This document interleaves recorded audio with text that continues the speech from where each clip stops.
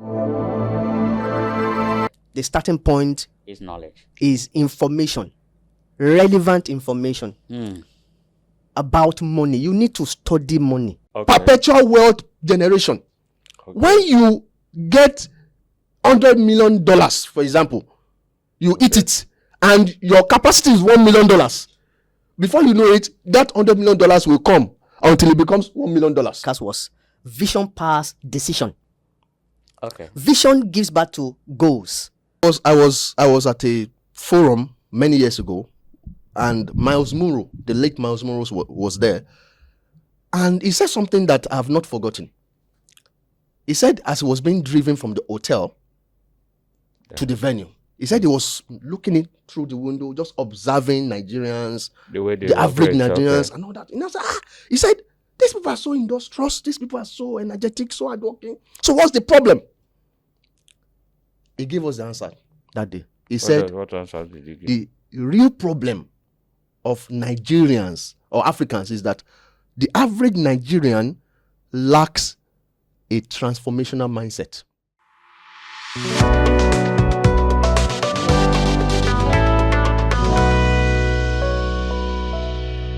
Welcome to Difficult Conversation Africa broadcast, a pioneering platform which attempts to raise, discuss issues many are afraid to face.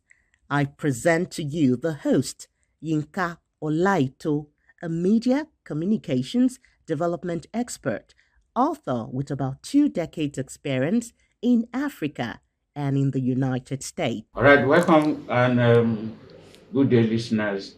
This is Difficult Conversation Africa podcast. We thank you for always being with us. You know that this podcast is focused on helping people to address issues they are likely want to avoid. This is the beginning of a new year, 2025, and we think that personal finance management is an essential thing. We want to look at this issue today so that our listener can learn, because we need to understand that your personal finance management does not only affect you, it affects what happens to your family. It has impact on what happens to the community. And at the end of the day, it also has an impact on the national development. So in this episode, to help us enumerate and share insight, I have a global wealth strategist who is here today. And he had been involved in this for quite a number of years that we are actually, and we have tracked his record and showing that he has the ability to help you as a listener. So I have today with me Benjamin Adruja. Welcome. Thank you so much. Thank you so much for having me. Thank you very much. I'm so glad and excited to be on this podcast. Thank you. So I want to start from a layman point of view. What does personal finance management means? I mean, explaining the way that average dummy on the street. I'm not saying that we are dummy, but every person, a child, can understand what is personal finance management.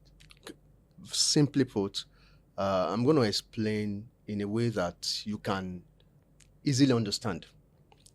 Personal finance management is you taking control of your money.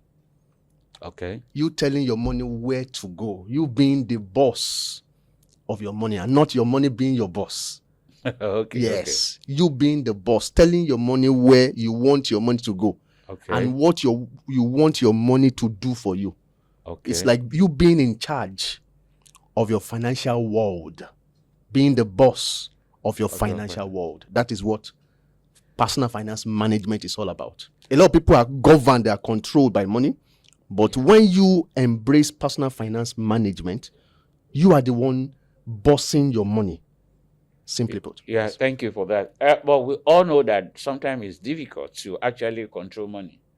So how is this possible if truly that we are saying that personal finance is you being in control of your money, not allowing the money to be in control?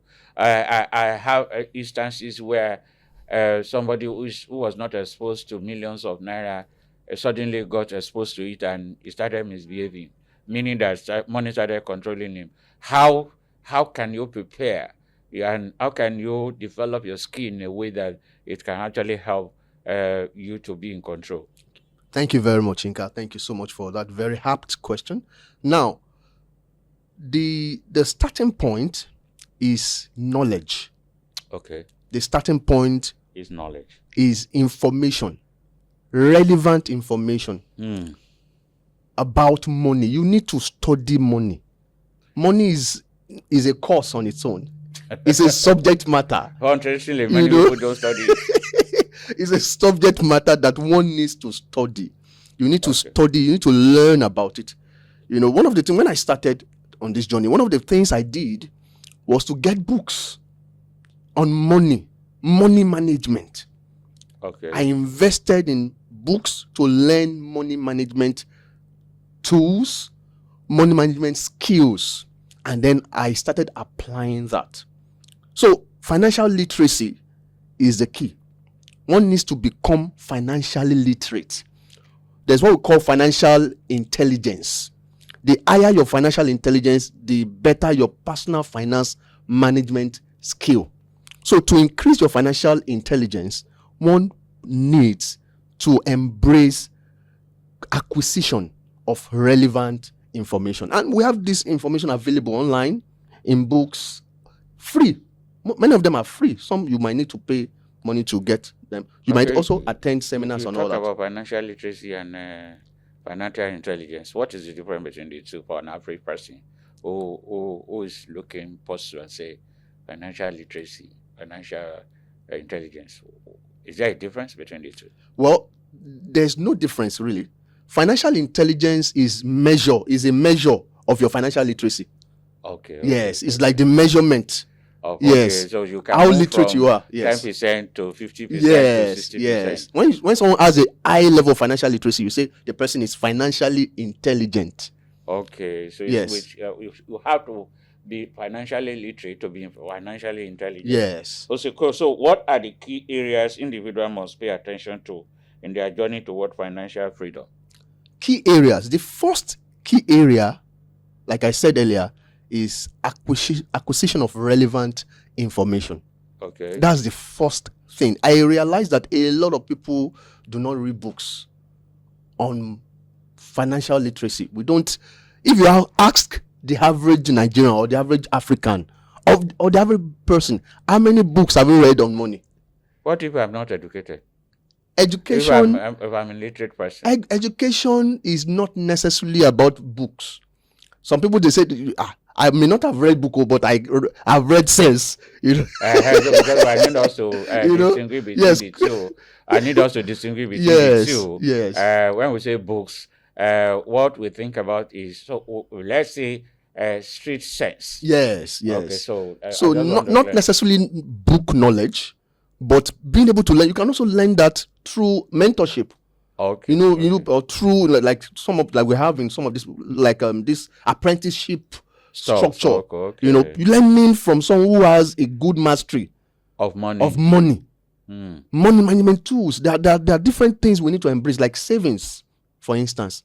Okay. It is very, very we'll important. Get there, yes. I just want to know that you'll get into personal finance goal and lack of right knowledge and inability to manage the flow of major challenges against some of the issues. How can you please help an average listener to understand the importance of personal finance goal, lack of ability and knowledge, how it affects your financial literacy and intelligence? I did a broadcast yesterday and I was talking about vision.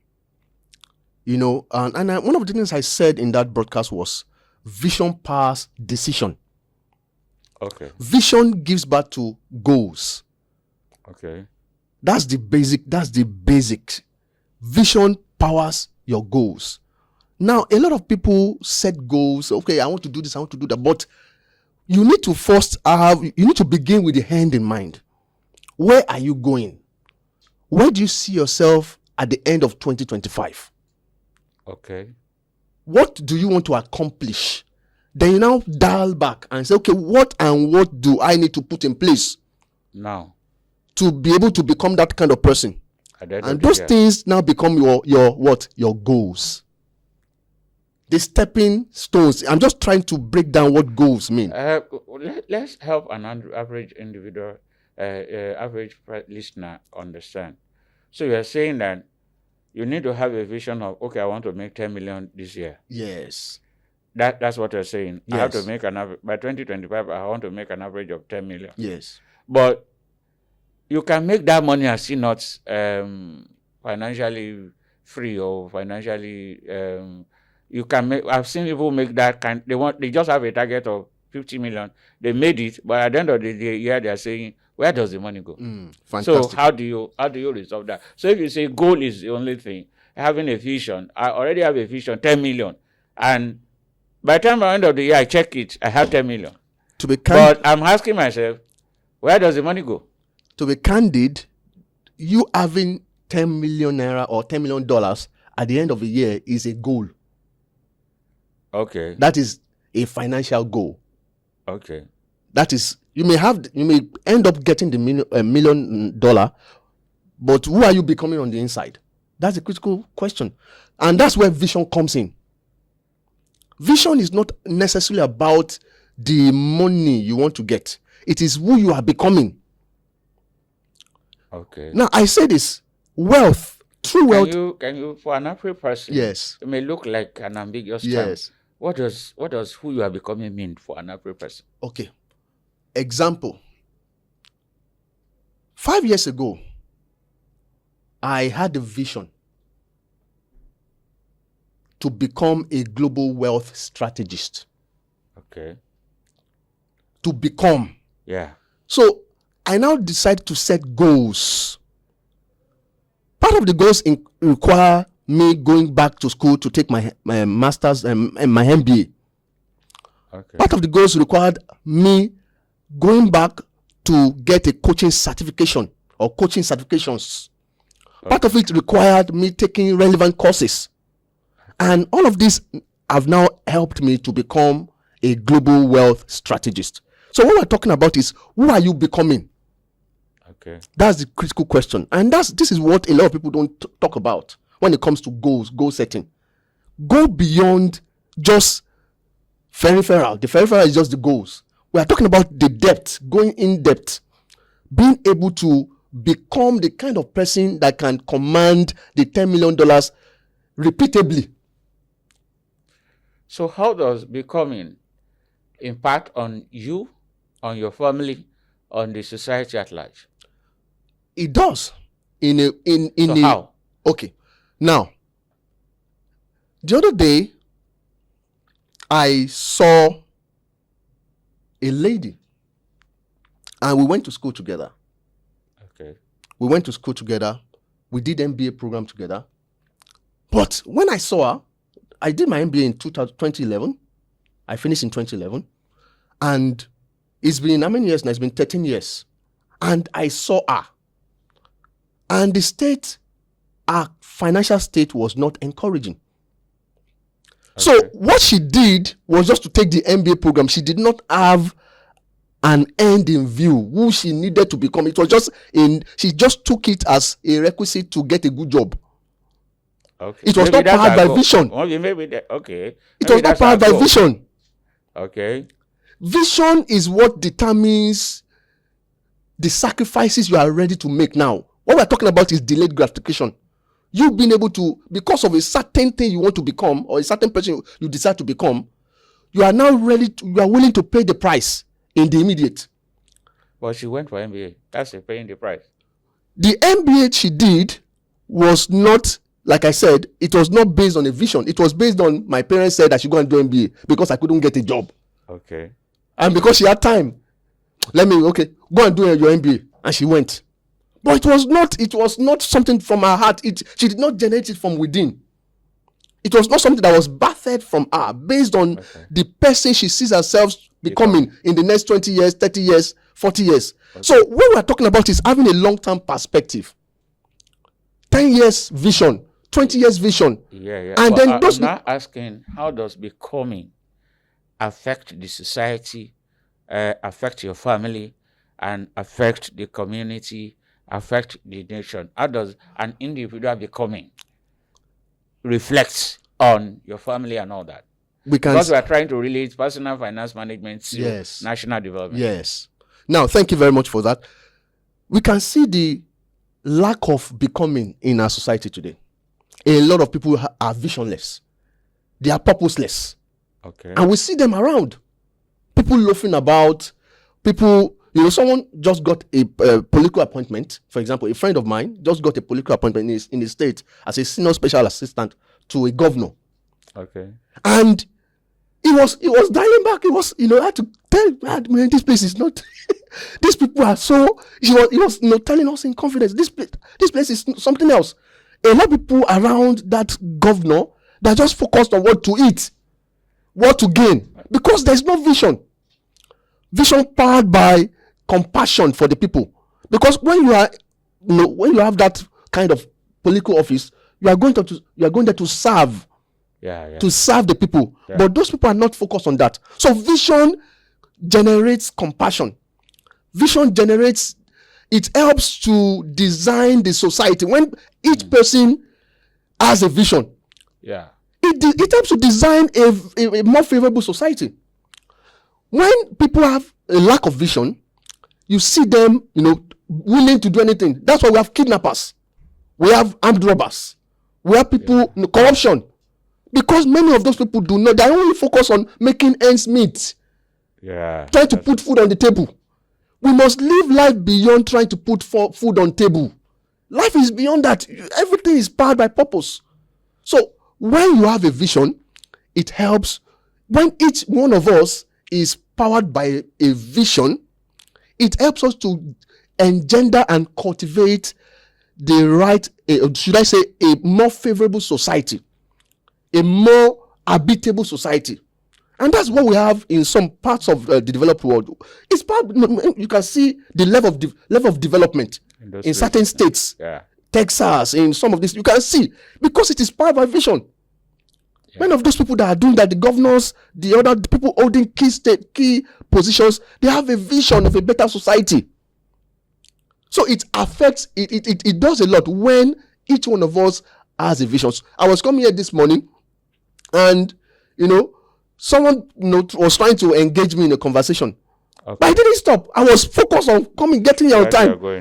My vision propelled me not to wait for any frivolous, not to be distracted.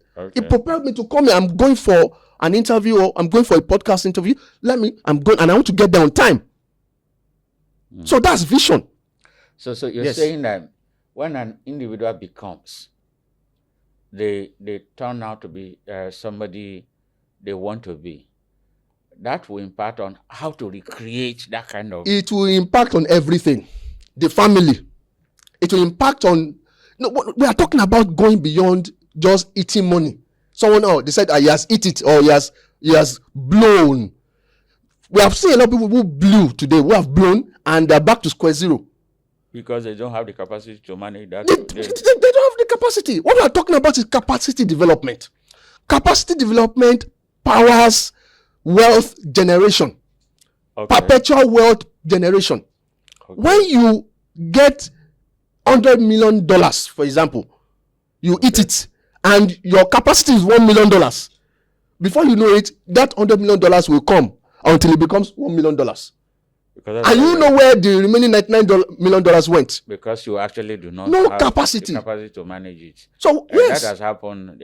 That is a normal occurrence that I have seen in some.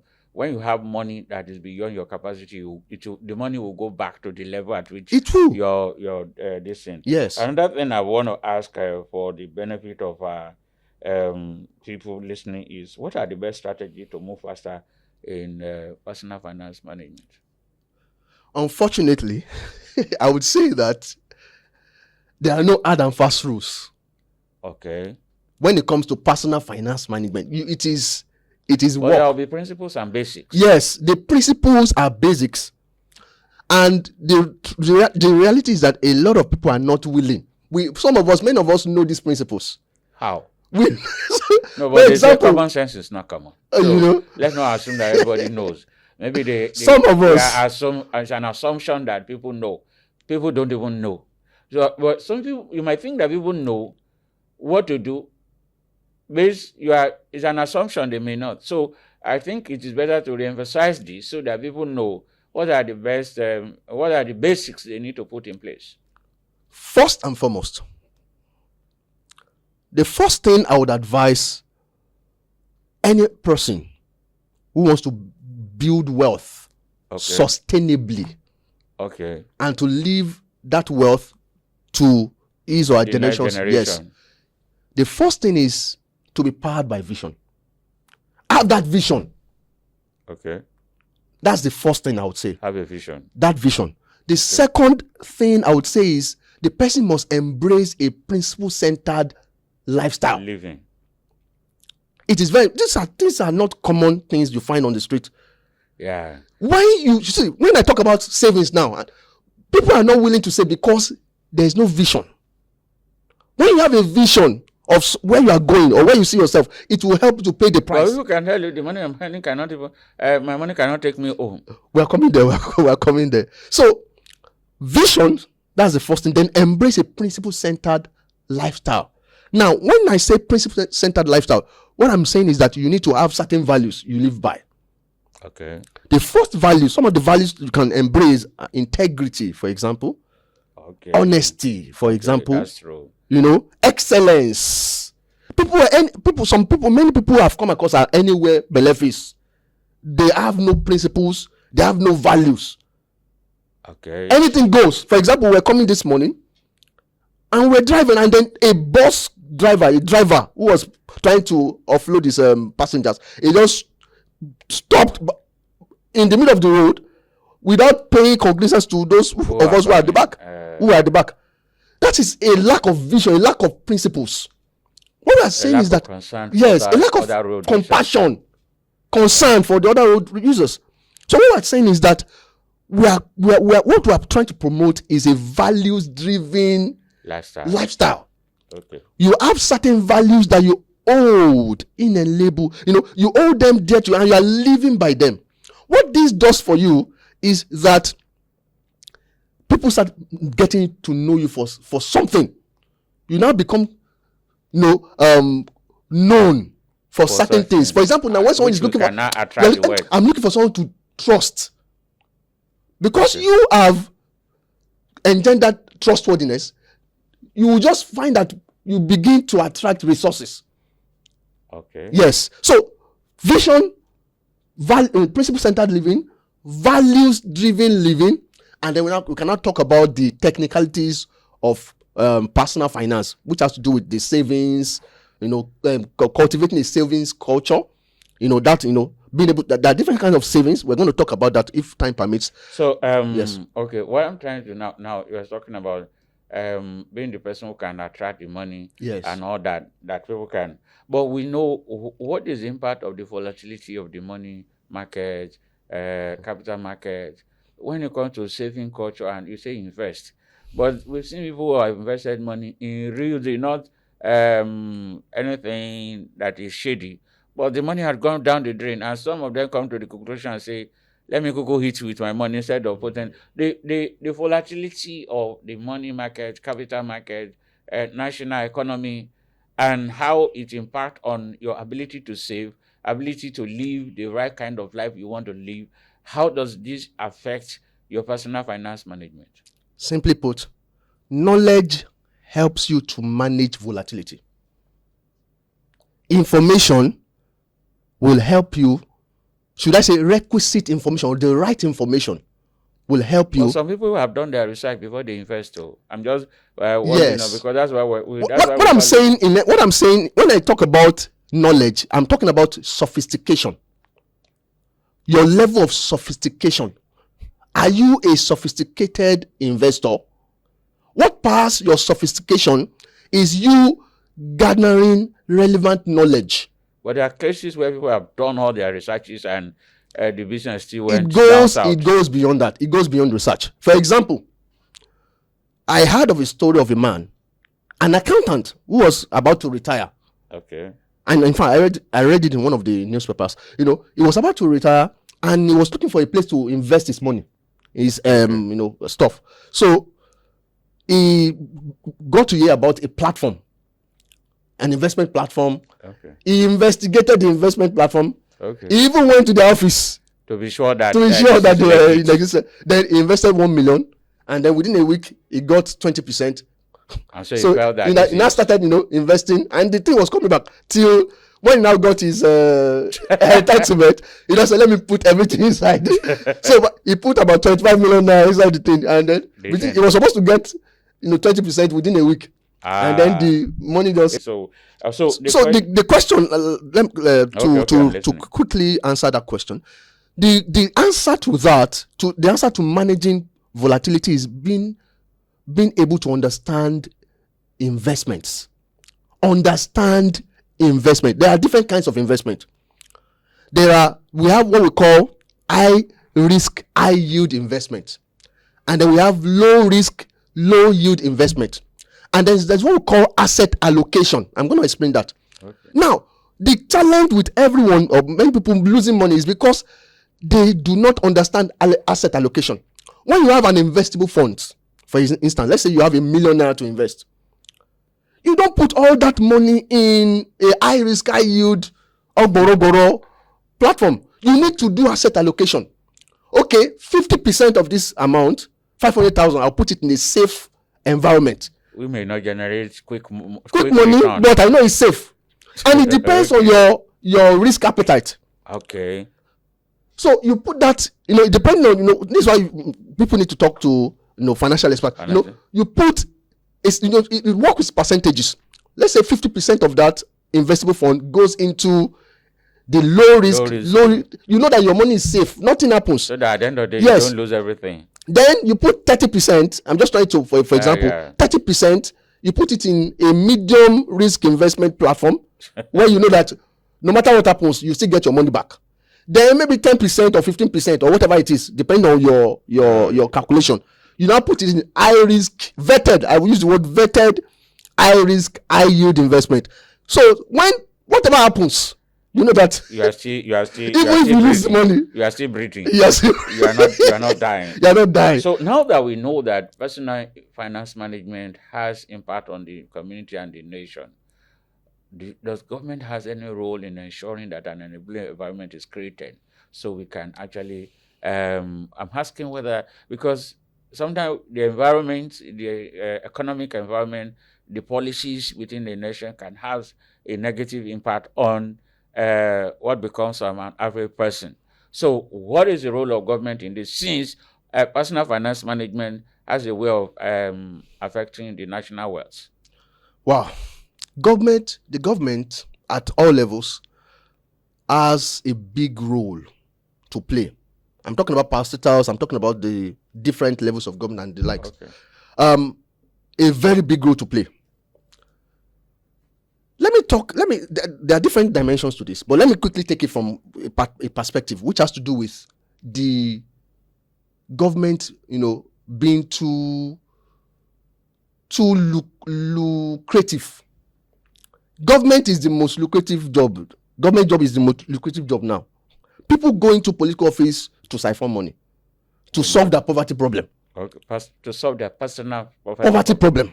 Not the national yes problem. So we need to find a way to this has to do with policy making and all that. Creating a policy that helps to make government less attractive, so that it is those who have the mind to serve actually get to the position. Get to those positions. But the fact also remains that that process requires a lot of money. It does. And like you said, one of your friends got appointment as SC or something. But you find the environment not the right kind of environment you want to environment. Yes. So what should government do to create, despite this instability, despite these flaws within the people that are going there?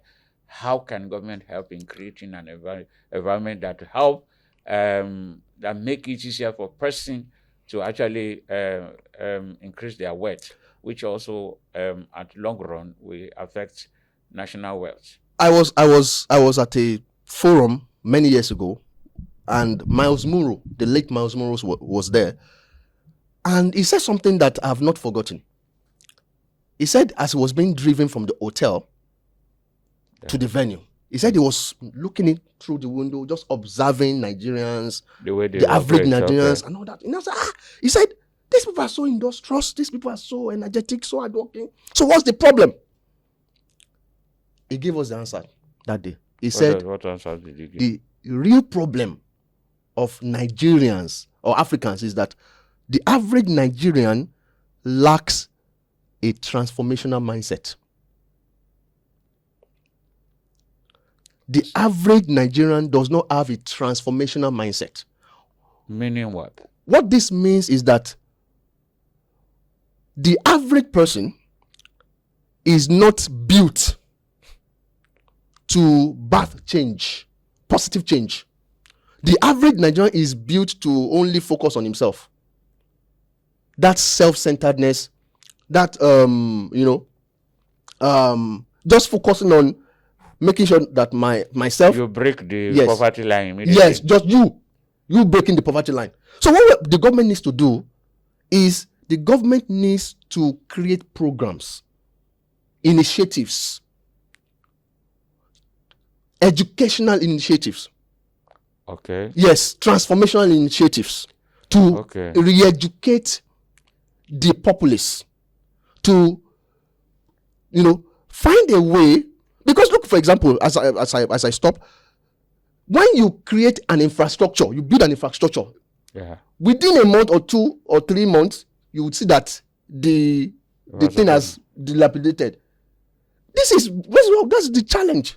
When the average So you're Nigerian, thinking yes, that creating will be about transformatory mind and policy. What is the place of policy in all this? that's where the policy will come in.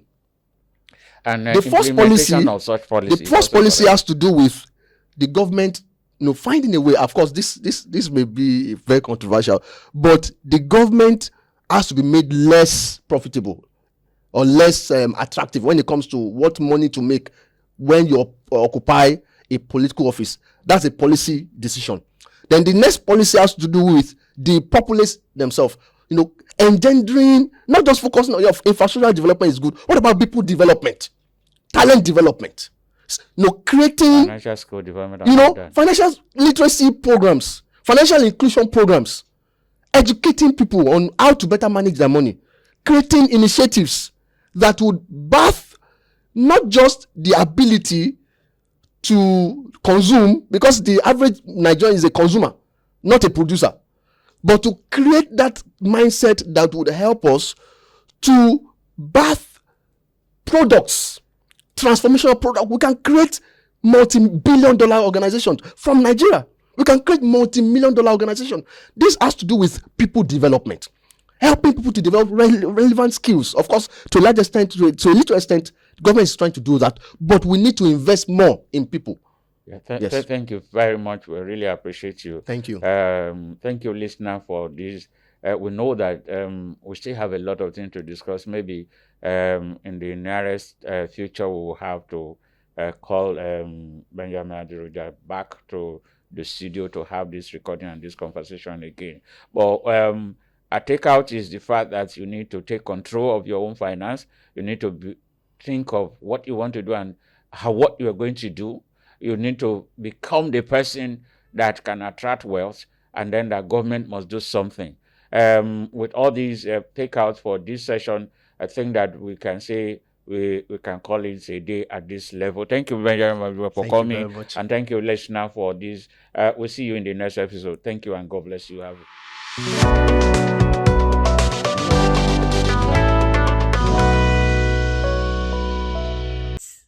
Thank you for listening to this episode. For inquiry, please send an email to info@difficultconversationafrica.org. Telephone 0809 3160 591. Please follow us on YouTube, Facebook, Instagram, and Twitter at Difficult Conversation Africa. See you soon.